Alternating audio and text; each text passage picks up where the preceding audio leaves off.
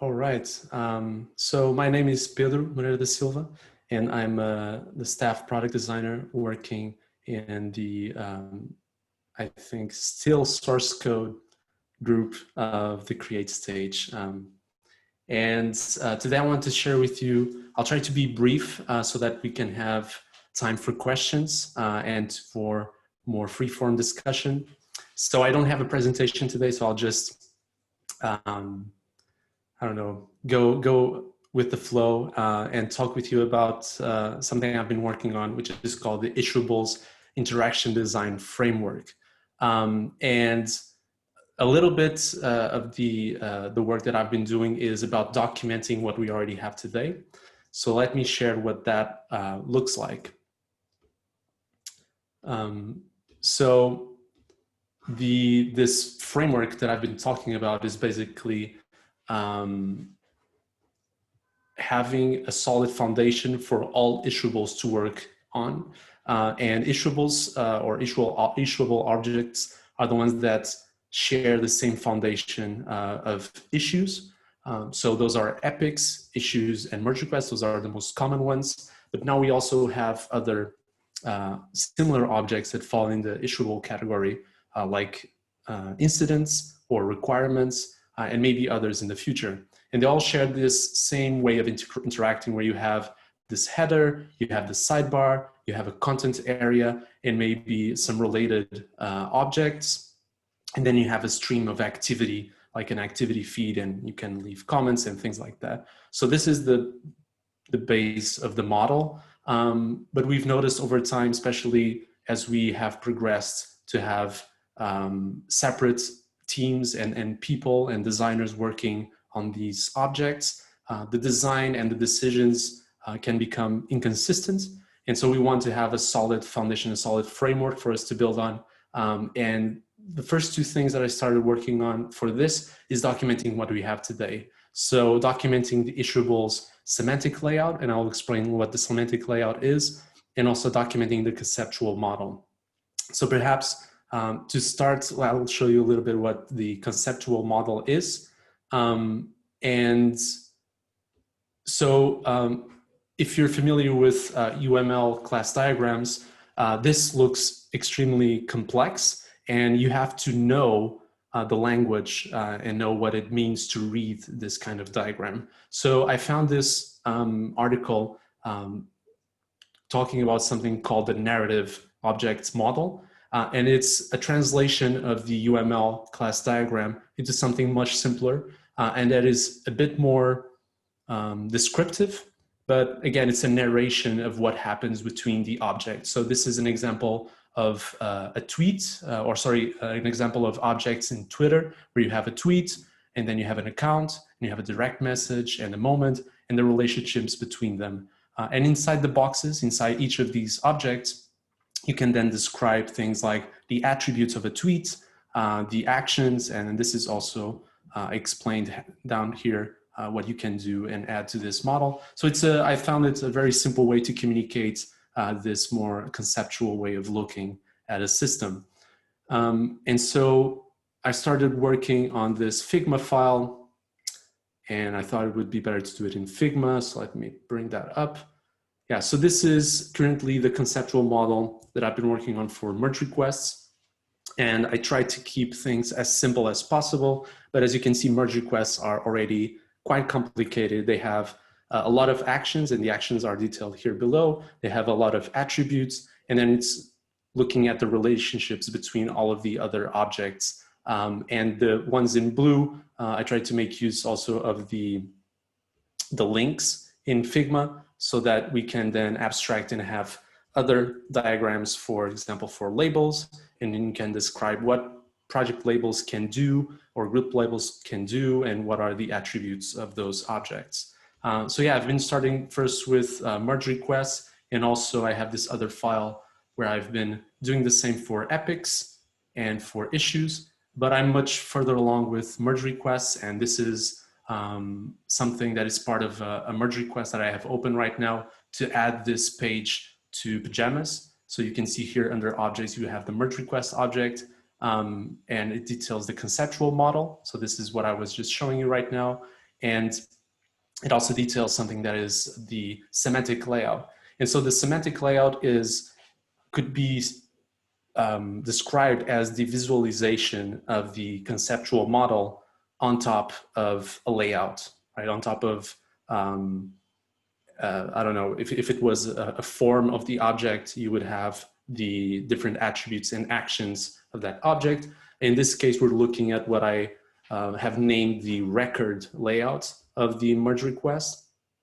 And it looks something like this. And most of you who have participated in the UX department async critique in Figma for the merge request experience, you might be familiar with this. I've made some changes here and there based on feedback. Jeremy Elder gave me a great idea of trying to use letters for the different legend types here so that it would be easy to scan this visualization, and also for people that are colorblind, it would be easier for them to read. So yeah, this is basically overlaying the existing UI of the merge request page with all of the information that we have in the conceptual model. So everything that you see here, attributes on top and actions below, and then all of the related objects. How do they look in, and where are they placed, how big they are they grouped in a certain way in the UI? And this is what the semantic layout allows you to do.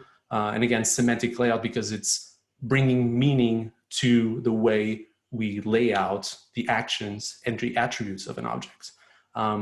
So yeah, this is what I've been working on, and I'll stop there for questions. I wanted to make this really short so that this can be a more free flow conversation. Great work, Pedro. So it seems like you've done a load of mapping of the system, and it's really admirable. I'd love to know how you think this content becomes actionable. What can you do with it? What's it for? Yeah, great question, Nick. And I was hoping someone asked that. So let me give you a concrete example of what this allows. So looking at, in this case, the conceptual model of merge requests, I don't know if Holly is on the call. Oh, there you are. So you might be able to also comment a bit on this, but so Holly has been working on an issue, a very challenging issue, where we're trying to simplify.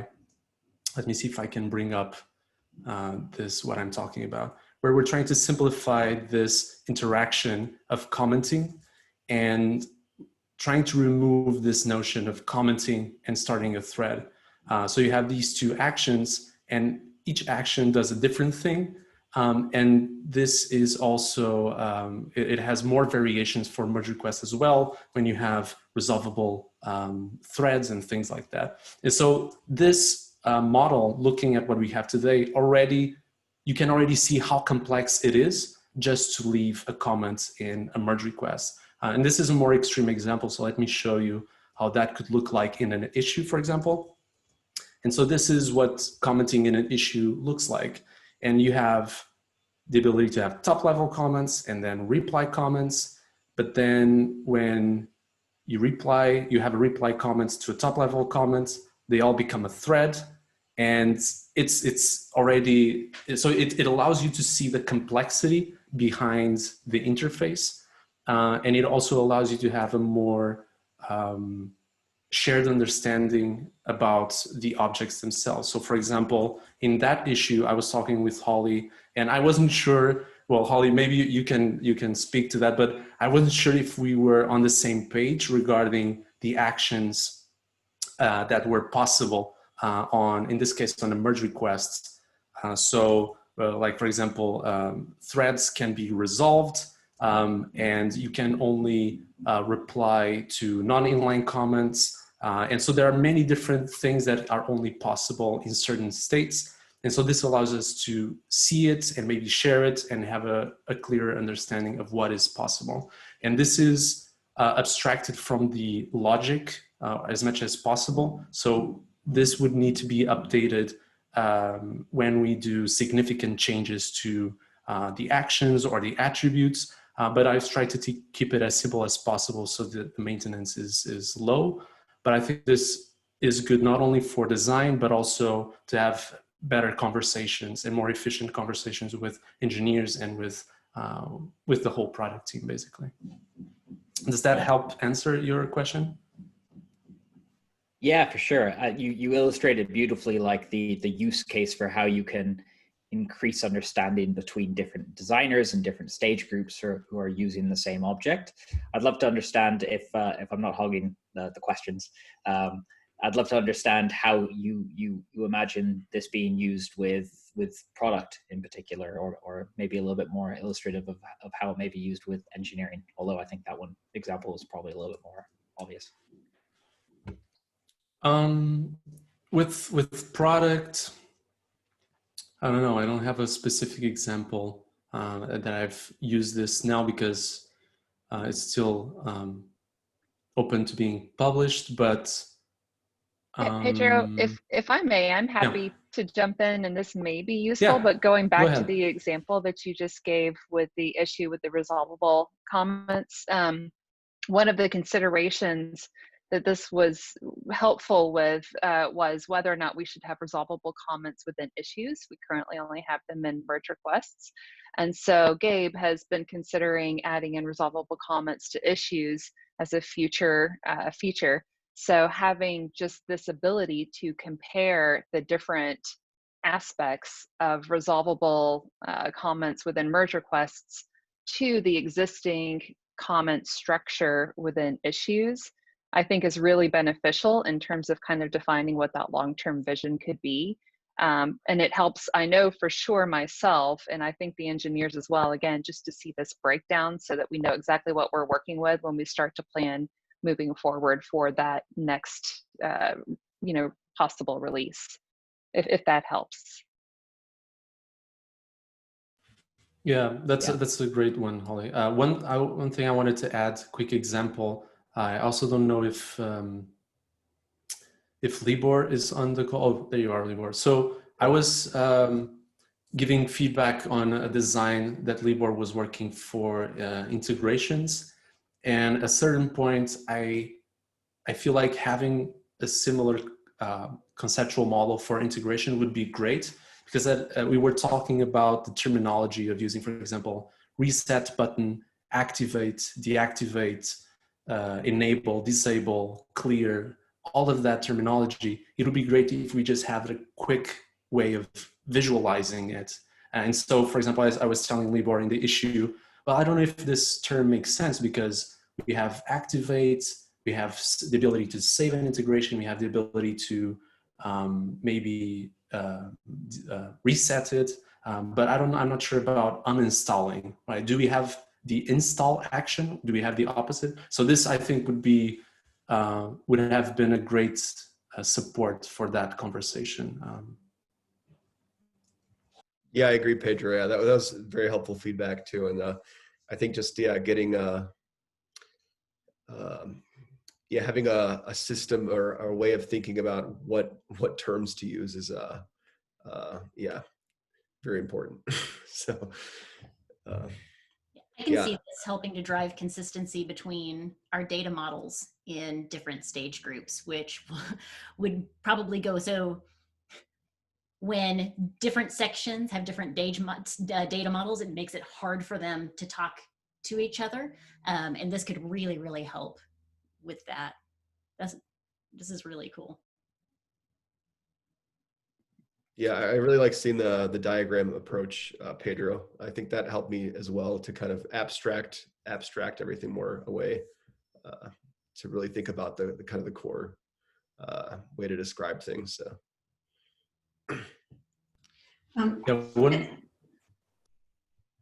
Sorry. Yeah, Pedro, where can we just throw some of these issues or ideas or proposals that are related to issuable object types is in this epic that you linked here? Yeah, everything should be linked from the agenda of the UX showcase. If not, let me know and I'll add it. Yeah, I just wanted to highlight that in release orchestration, we have runbook types, issue types runbook, I just wanted to make sure that, yeah. Really? Aware of that. Yeah, that another issuable type. Yeah, exactly. That's So I just want to know where should I put this information so you're aware of what the plans are.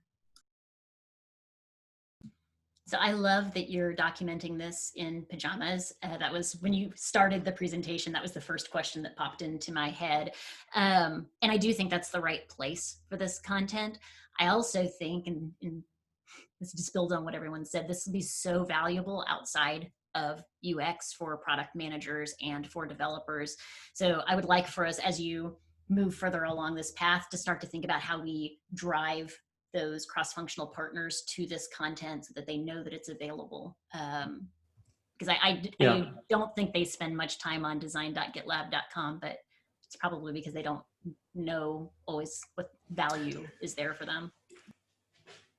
Yeah, I think, without trying to go too much over time, apologies, sorry. But yeah, so there's two things to that. So the first one is this conceptual model was approved by Daniel Grueso, Andre, and Michelle, so product manager, front-end engineering manager, and back-end engineering manager for SourceCo. So they're already aware of this. So that's the first thing. And the second thing, I actually think having this kind of content would be more helpful to product managers than what the content that we have today in pajamas. So the content that we have today in pajamas is very geared towards designers and front-end engineers.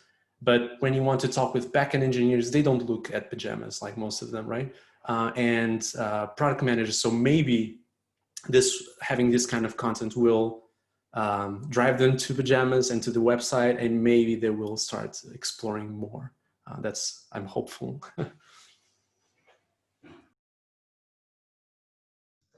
Awesome. Thanks so much, Pedro. I'm going to stop recording so we can give time to the other presenters.